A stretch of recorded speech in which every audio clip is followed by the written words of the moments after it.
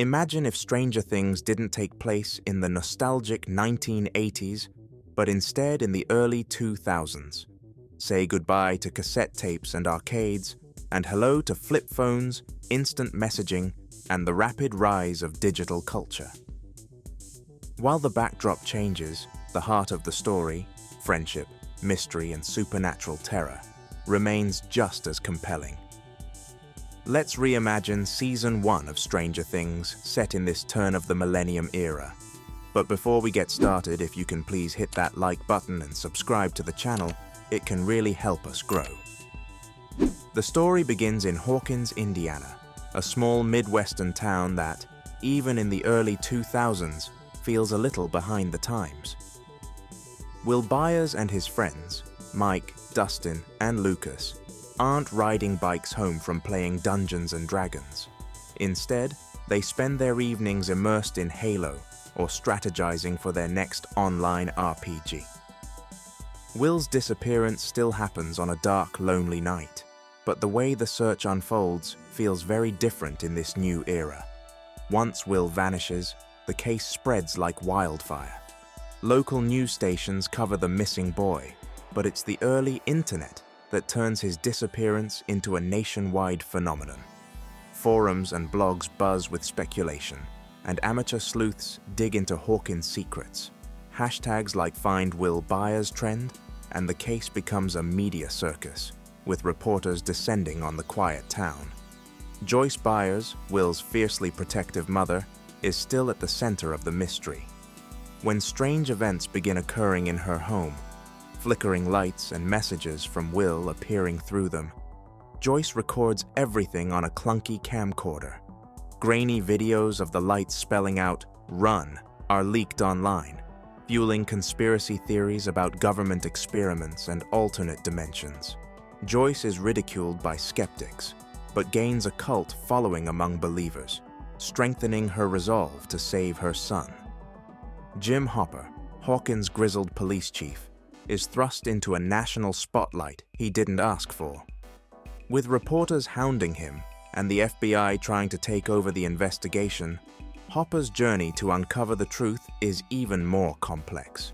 His initial skepticism about Joyce's claims evolves as he uncovers Hawkins' lab's dark secrets. In this version, Hopper uses outdated police databases and the early internet to connect the dots, showing his resourcefulness despite the limitations of the time. Hawkins' lab is no longer a relic of Cold War paranoia. It's a sleek, high-tech government facility, disguised as a biotech research company. Instead of reel-to-reel tapes, they use early cloud computing to monitor their experiments and track leaks.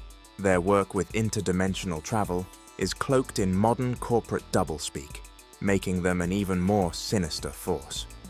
Meanwhile, the high school drama involving Nancy Wheeler, Jonathan Byers, and Steve Harrington unfolds against the backdrop of early 2000s teenage culture. Nancy is still the determined, independent thinker we know, but instead of relying on handwritten notes or library books, she uses her flip phone and instant messaging to piece together clues about Barb's disappearance. Steve, still the charismatic, somewhat self-absorbed popular guy, spends his time posting on early MySpace pages and sharing grainy party photos. His transformation from shallow teen to unexpected hero is shaped by his realization that protecting Nancy and fighting the Demogorgon matters far more than his reputation. Jonathan, the introverted, aspiring photographer, documents the strange occurrences in Hawkins through his camera lens. In this version, he might use a bulky digital camera to capture blurry images of the Demogorgon and evidence of Hawkins' lab's involvement. His photos become crucial to convincing others of the supernatural threat lurking in their town. And then there's Eleven. Her escape from Hawkins' lab introduces her to a world she's never experienced before, one filled with early 2000s gadgets and cultural quirks. The first time she hears a ringtone or sees an iPod, she's confused but intrigued. Her bond with Mike grows as he introduces her to the comforts of modern childhood, watching DVDs, playing video games, and sharing snacks like Pop-Tarts. Eleven's powers still play a central role, but the way the kids support her has a high-tech twist. Instead of building a makeshift sensory deprivation tank in a school gym, they might hack into Hawkins' lab's equipment to create a more advanced setup. Breaking into the lab's secure facility with modern surveillance cameras and keycard access adds a layer of suspense to their mission. The upside down in this reimagined world is even more unsettling. It's filled with corrupted remnants of modern technology, glitching flip phones, distorted computer screens displaying eerie messages, and remnants of early 2000s objects overtaken by the eerie vines. The kids navigate this nightmarish dimension with a mix of wonder and terror, knowing the Demogorgon could be lurking around every corner. When Will finally returns from the Upside Down, his reappearance sparks a media frenzy. Video clips of his frail, haunted appearance go viral, fueling wild theories about what happened to him. Conspiracy theorists link his disappearance to Hawkins' lab, putting even more pressure on the facility to cover its tracks. Despite the changes in setting and era, the core of the story remains the same.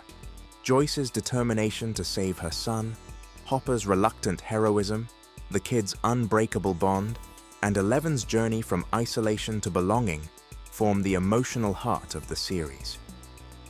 In the early 2000s, technology and culture might shape how the story unfolds, but the themes of friendship, courage, and fighting against unimaginable odds are timeless. So, what do you think? Would you step into this reimagined version of Stranger Things? Let us know in the comments, and don't forget to like and subscribe for more alternate takes on your favorite stories.